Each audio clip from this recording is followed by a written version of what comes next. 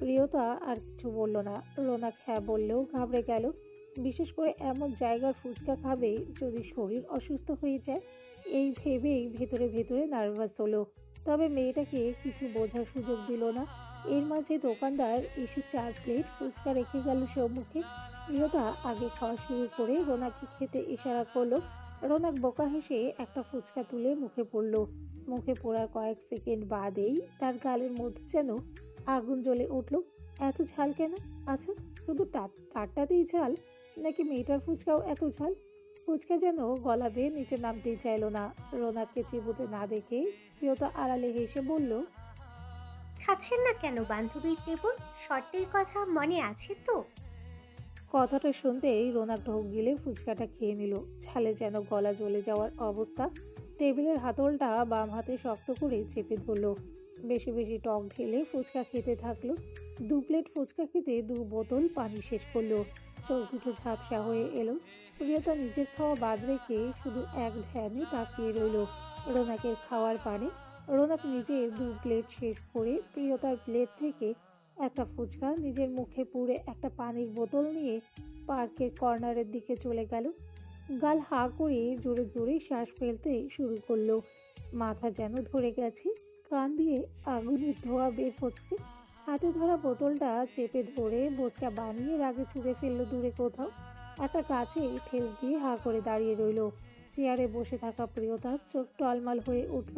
সে তো ভেবেছিল ছেলেটা ঝালে একটা খেয়ে আর খেতেই পারবে না, এতেই যা ঝাল লাগবে তাতেই হয়ে যাবে, আর ছেলেটা হেরে গেলে আর আসতেও পারবে না তার সামনে। কিন্তু ভুল করেও ভাবেনি ছেলেটা সব ফুচকা খেয়ে নেবে, যদিও সে মাত্র একটা প্লেটে এমন ঝাল দিয়ে এনেছিল। অপরাধ বোধে কান্না পেল প্রিয়তার। দৌড়ে গেল একটা দোকানে, সেখান থেকে একটা আইসক্রিম কিনে নিয়ে রোনাকের কাছে ছুটে গেল। হাত বাড়িয়ে ধরলো রোনাকের সামনে। আইসক্রিম দেখতেই রোনাক ছো মেরে নিয়ে নিল, মুখে পুরে দ্রুত খেতে থাকলো। প্রিয়তা ভালো করে তাকাতেই বুঝতে পারল পুরুষটার কালো কপলখানাও লাল বর্ণ ধারণ করেছে। ফর্সা মুখমণ্ডল হলে হয়তো দেখে মনে হতো রক্ত জমেছে গালে, ওষ্ঠদয়ও রক্তিম হয়ে উঠেছে, কপালে সেদের আস্তরণ জমেছে।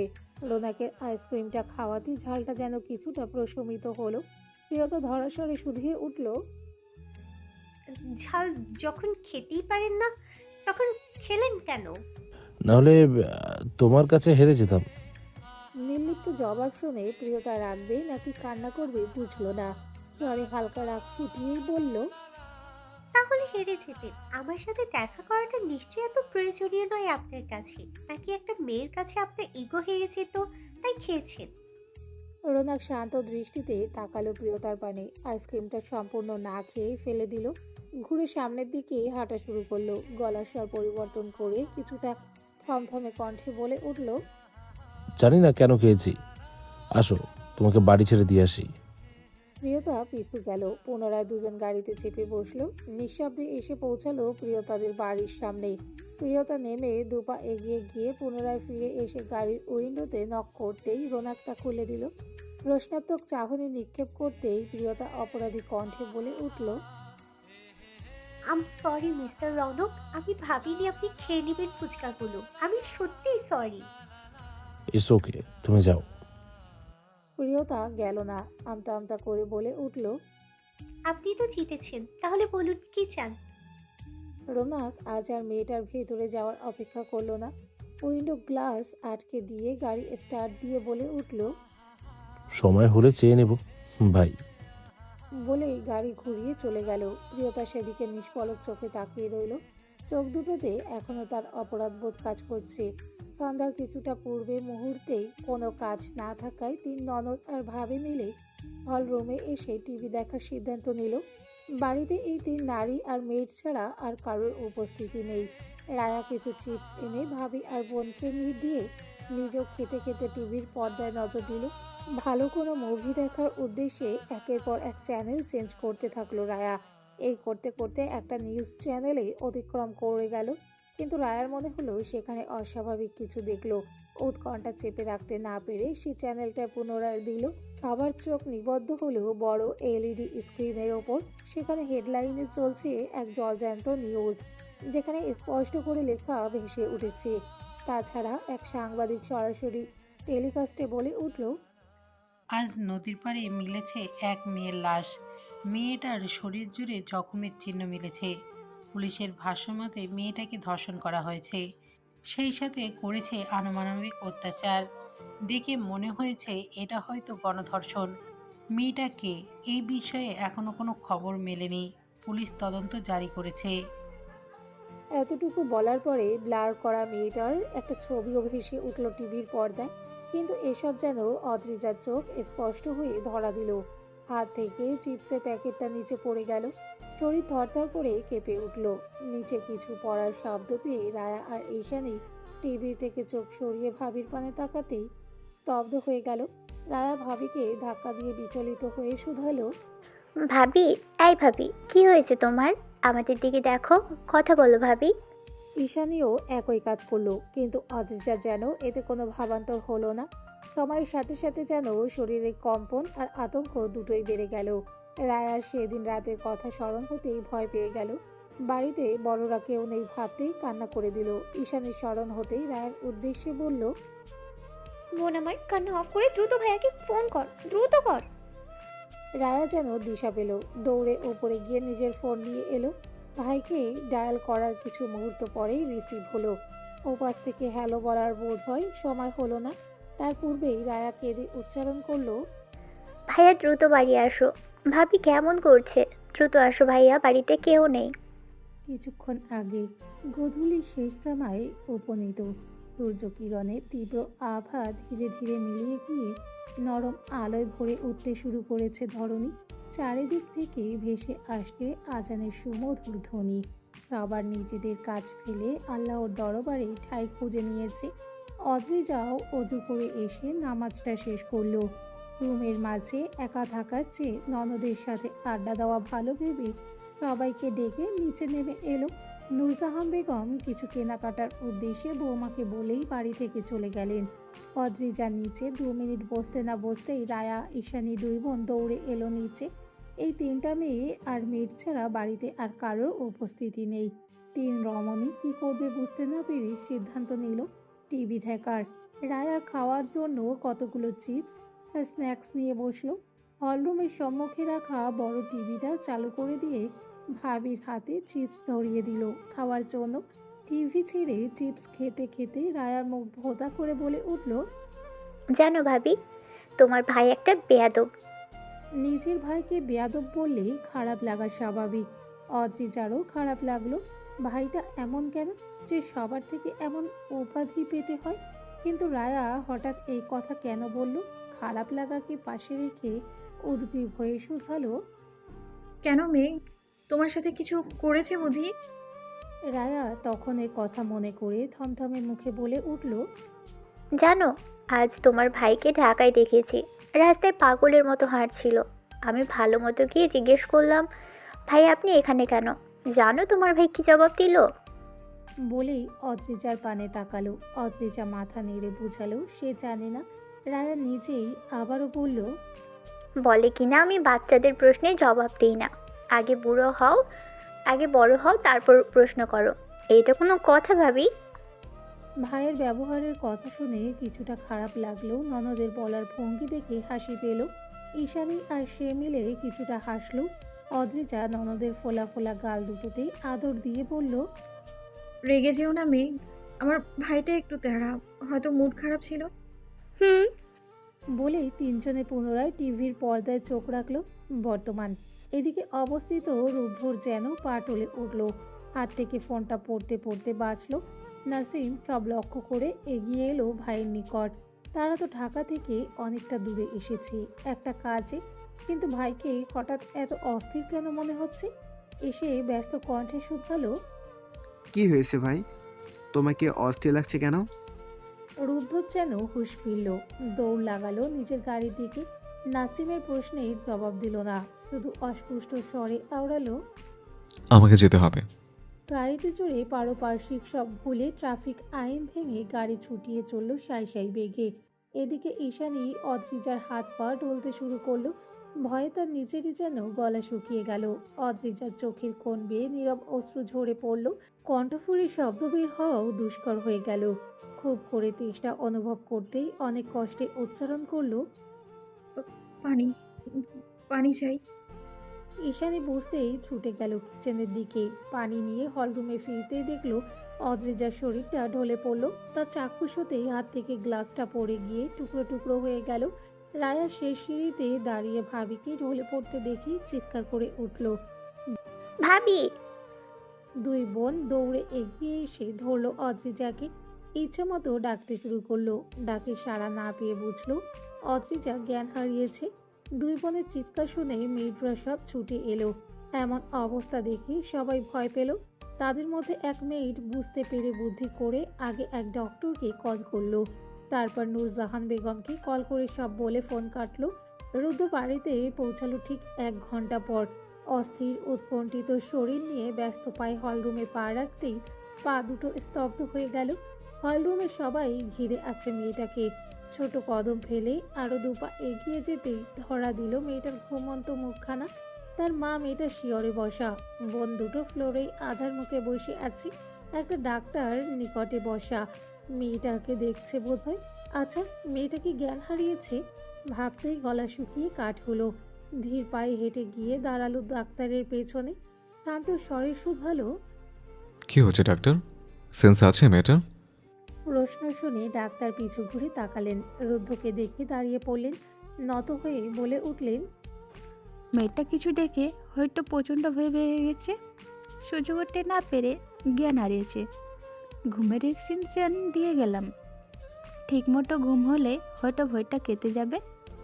খেয়াল রাখবেন, ভয় পায় এমন কিছু থেকে দূরে রাখবেন। ভালো ডাক্তার দেখাবেন মেয়েটাকে। রুদ্ধ আর কিছু শুনল না। বোনদের সামনে দাঁড়িয়ে নীরব চোখে তাকালো। সেই একই শীতল স্বরে শুধালো। কি দেখেছিল যে মেয়েটা ভয় পেয়েছে? এই শান্ত স্বরে ঈশানী ভাইয়ের পানে তাকাতেও ভয় পেল। কিন্তু রায়া কেঁদে উঠল।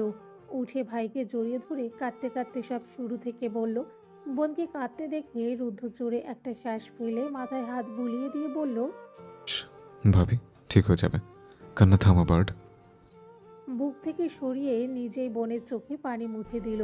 পুনরায় হেঁটে গিয়ে অদ্রিজার নিকট দাঁড়িয়ে ডাক্তারের উদ্দেশ্যে জিজ্ঞেস করলো, আপনার দেখা শেষ ডক্টর, আমি কি এখন মেয়েটাকে উপরে নিয়ে যেতে পারি? হ্যাঁ অবশ্যই, শুধু মেয়েটা নিজে থেকে ঘুম না ভাঙা পর্যন্ত ডাকবেন না প্লিজ। রুদ্ধ আর কারোর সাথে কোনো কথা না বলে অদ্রিজাকে পাজা কোলে তুলে নিয়ে ওপরের দিকে হাঁটা দিল। কেউ আর পাত্তাও দিল না। সবার চোখে মুখে চিন্তা আর ভয় জড়িয়ে আছে। রুদ্ধ নিজেদের রুমে এসে মেয়েটাকে বিছানায় সুন্দর করে শুইয়ে দিল। ঝুঁকে কপালে কতক্ষণ ওষ্ঠ চেপে ধরল, যেন অশান্ত মনটাকে শান্ত করতে চাইল মেয়েটার সান্নিধ্যে এসে। তারপর নিজের পোশাক নিয়ে আগে গোসল সেরে ফ্রেশ হয়ে এলো। একটা চেয়ার টেনে এনে মেয়েটার শিওরে বসিয়ে মাথায় হাত বুলাতে চাইল। হয়তো এতে মেয়েটার ঘুম গাঢ় হবে, এই ভেবে নিজের মনকে সান্ত্বনা দিতে চাইল। অন্ধকার এক কক্ষ, তবে সম্পূর্ণ আধারে নিমজ্জিত নয়।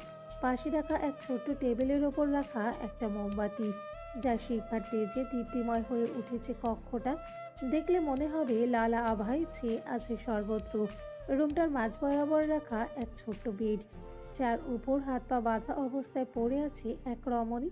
রমণীর অবস্থা এলোমেলো, পোশাকগুলো জায়গায় জায়গায় ছিঁড়ে আছে। সুন্দর কেশগুলো এখন এলোমেলো অবস্থায় ছড়িয়ে ছিটিয়ে আছে। অনেকগুলো কেশ ছিঁড়ে ফ্লোরে গড়াগড়ি খাচ্ছে।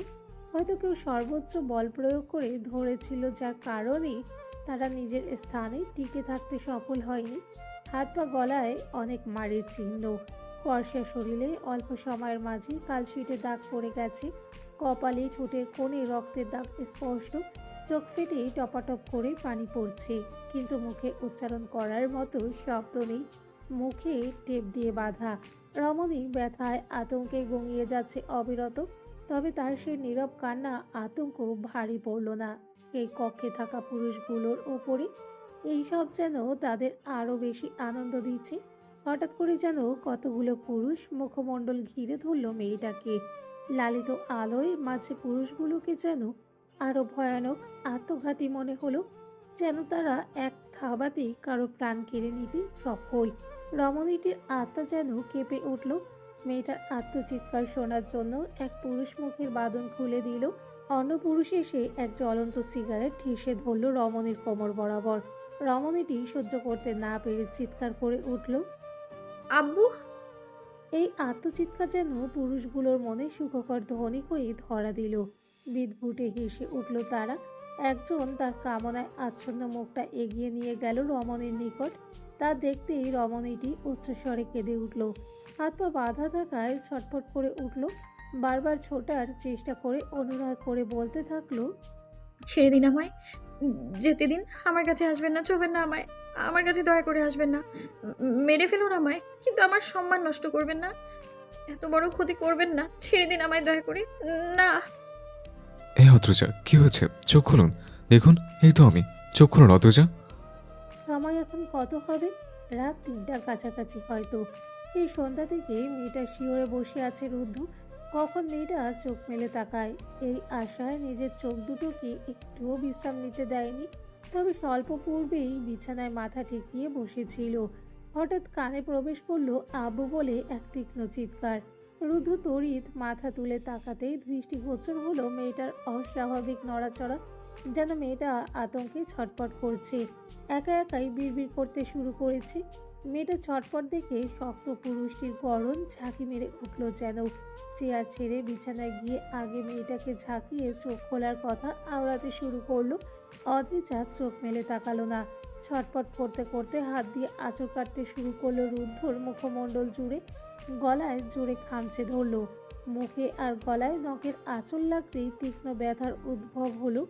সেই ব্যথা মনের ব্যথার কাছে হেরে গেল। রুদ্ধ অদ্রিজার হাত দুটো ঠেসে ধরে জোরে চিৎকার করে উঠল। অদ্রজা, চোখ খুলুন, চোখ মেলে দেখুন, এখানে কিছুই নেই। চিৎকারে কাজ হলো বোধ হয়। অদ্রিজা চোখ মেলে তাকালো।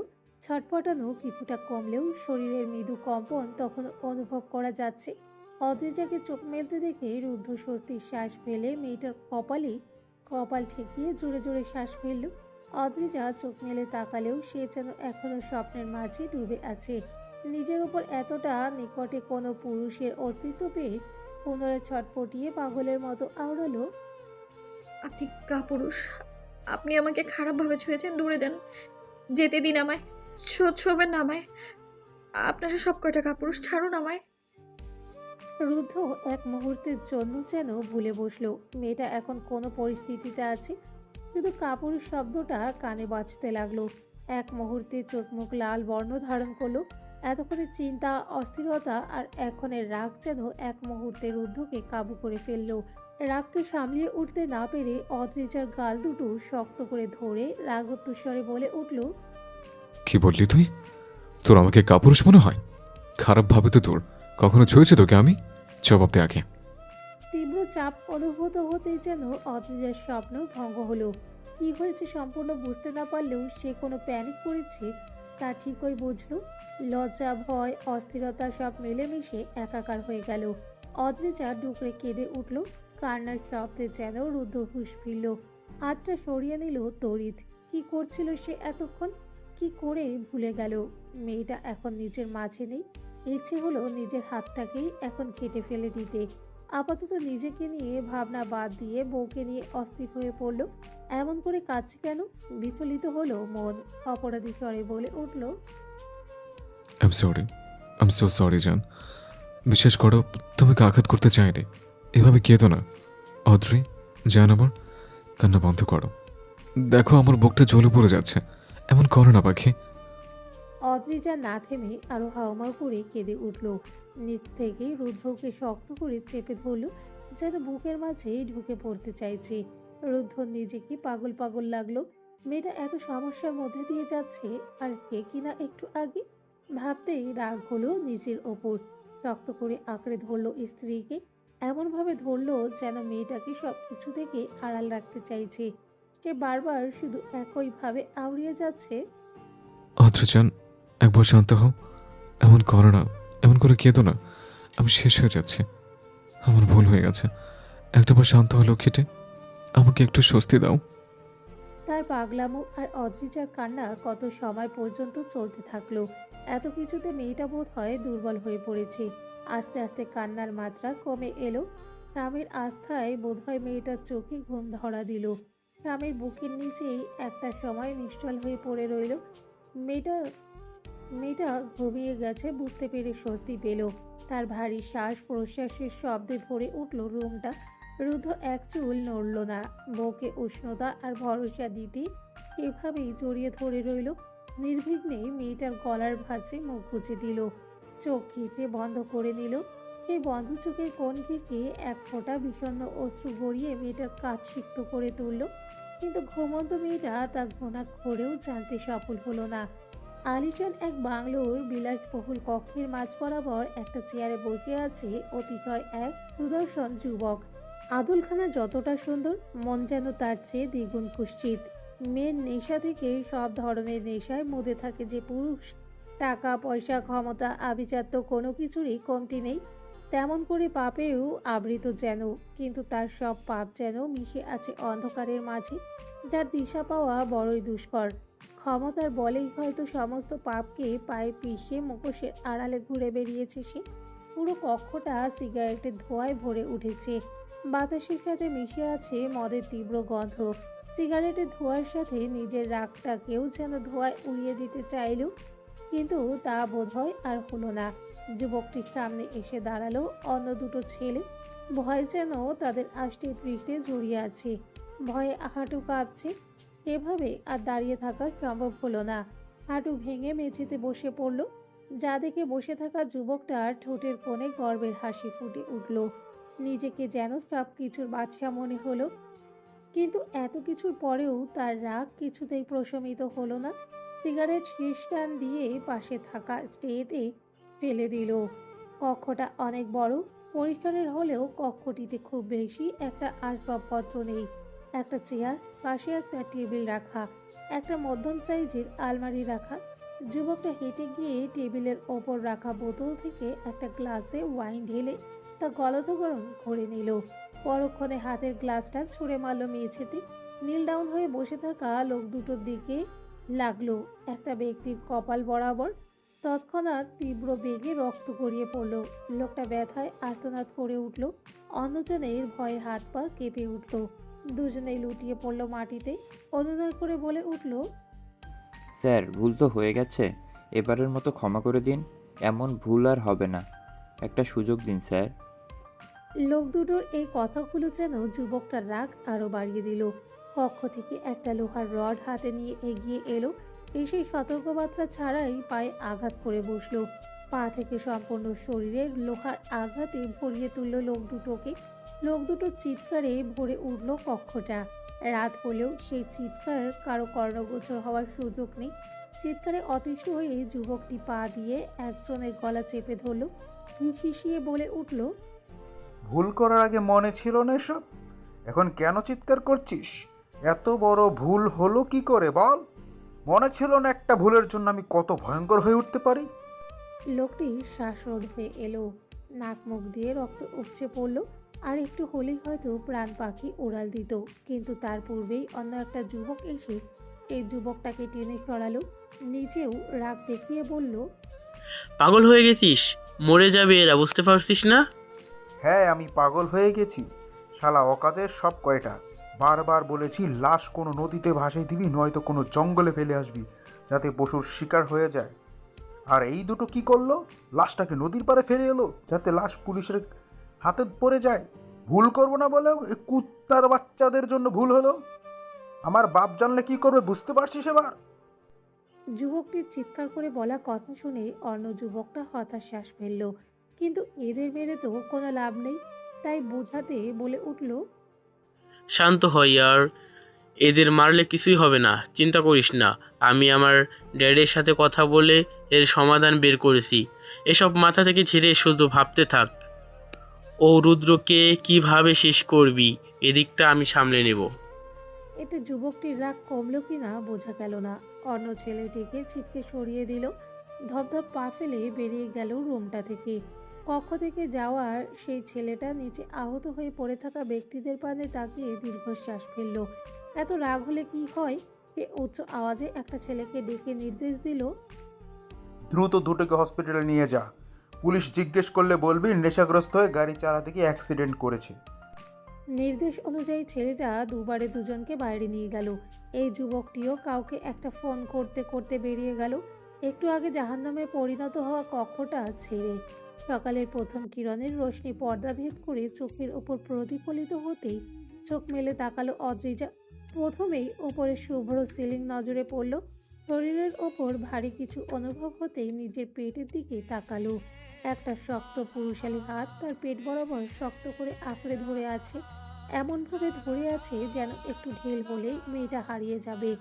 অদ্রিজা হাত বরাবর ঘুরে পাশে তাকাতেই দেখলো লোকটা তার গা ঘেঁষে গভীর ঘুমে মগ্ন, শুধু হাতটাই তার ওপর শক্ত করে রাখা। অদ্রিজা মনে করার চেষ্টা করলো কিছু একটা। সে কাল কখন ঘুমিয়েছিল? সে তো সন্ধ্যার দিকে রায়াদের সাথে টিভি দেখছিল, হঠাৎ একটা নিউজ দেখে আটকে উঠেছিল। তারপর কি হয়েছিল? রাতে একটা দুঃস্বপ্ন, না না বাস্তবিক কোনো চিত্র দেখেছিল। তারপর কি জেগেছিল? মনে হলো সে কান্না করছিল, স্বপ্নে নাকি বাস্তবে করছিল ঠিকমতো মনে করতে ব্যর্থ হলো। আজও মাথা ব্যথা অনুভব করলো। অন্য পাশে ঘুরে ঘড়ির দিকে তাকিয়ে দেখলো সকাল 8টা বাজতে চলেছে। ওমা, এত বেলা হয়েছে আর কেউ তাদের একটাবার ডাকতে এলো না। লোকটাও এত সময় পর্যন্ত ঘুমাচ্ছে। তড়িঘড়ি করে উঠে বসতে চাইলো, ঠেলে রুদ্ধের হাতটা ছাড়াতে চাইলো, কিন্তু নাড়াচাড়া লেগে রুদ্ধর ঘুম ভেঙে গেল। পিটপিট করে তাকালো বউয়ের পানে, চোখ দুটো আজও রক্তিম। আচ্ছা, লোকটা কি আজও ঘুমায়নি? রুদ্ধ ঘুমের মাঝেই শুধিয়ে উঠল, এভাবে নড়াচড়া করছে কেন অদ্রিজা? সজ্ঞানে স্বামীর মুখে তুমি ডাক শুনেও অদ্রিজার মাঝে কোনো পরিবর্তন এলো না। সে তো এক ধ্যানে তাকিয়ে আছে স্বামীর মুখপানে। অদ্রিজা ব্যতিব্যস্ত হয়ে উঠল, রুদ্ধর গালে হাত ছোঁয়ালো, সম্পূর্ণ মুখ গলা হাতের পৃষ্ঠে ছুঁয়ে দিল। চোখের কোণে পুনরায় পানি এসে ভিড় জমালো।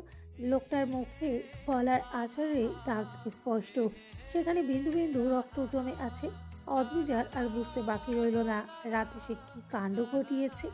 বাবাকেও অনেকবার আঘাত করেছে কে। অদ্রিজার গলা এবার ধরে এলো, কাঁপা কাঁপা কণ্ঠে শুধিয়ে উঠল, এইসব আমি কি করেছি তাই না? বলুন, আমি করেছি এমন? ঘুম ভেঙে ভাসা ভাসা আঁখি দুটিতে এমন পানির ফোয়ারা দেখতেই বিরক্তি আর রাগ এসে ঘিরে ধরল রুদ্ধকে। দোষ তো তার ছিল, আর মেয়েটা অপরাধ বোধে ভুগছে। কাল থেকে মেয়েটা তাকে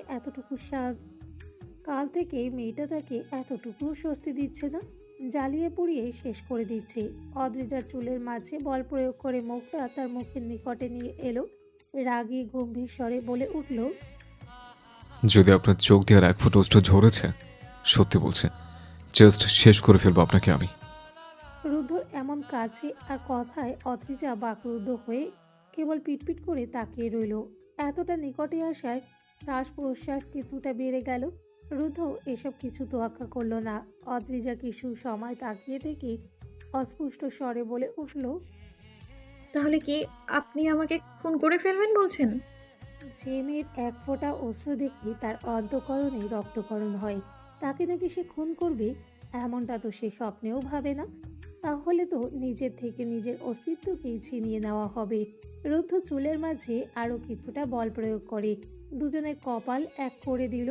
জোরে শ্বাস নিয়ে গভীর কণ্ঠে আওড়ালো রুদ্ধ, আপনাকে আমি খুন করবো এমন বাক্য মুখস্থিত হওয়ার পূর্বে আমার মৃত্যু হোক। আপনার দিকে ইতিহাসের সমস্ত মরণবান আগে আমার বুকে বিদ্ধ হোক। মৃত্যু শব্দটা শুনে অদ্রিজার অন্তরাত্মা কেঁদে উঠল, উত্তেজিত হয়ে বলে উঠল, এসব কি কথা বলছেন আপনি?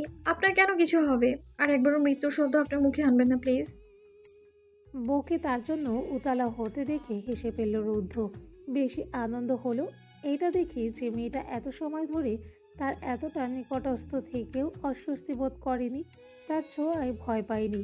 কে বলবে কাল এই মেয়েটার সাথে খুব খারাপ কিছু হয়েছে। অদ্রিজার কথার পৃষ্ঠে কোনো জবাব না দিয়ে খুশি মনে বলল, আমি কিছুক্ষণ ঘুমোতে চাই অদ্রিজা, আমাকে ঘন্টাখানিক পর ডেকে দেবেন কেমন? লোকটা চোখ দুটোই বলে দেয় যে লোকটা রাতে ঘুমায়নি। অদ্রিজা নড়াচড়া না করে আস্তে করে বলল, যেতে দিন আমায়, ঘুমান আপনি। ইচ্ছে তো হলো মেয়েটাকে এখনও বুকে নিয়ে ঘুমাতে, কিন্তু সে ইচ্ছে আর পোষণ করার সাহস হলো না।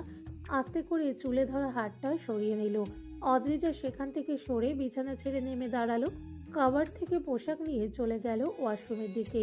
রুদ্ধ সেদিকে তাকিয়ে রইল কয়েক মুহূর্ত, তারপর নিভৃতে নয়ন যুগল এক করে নিয়ে ঘুমের রাজ্যে পাড়ি জমালো।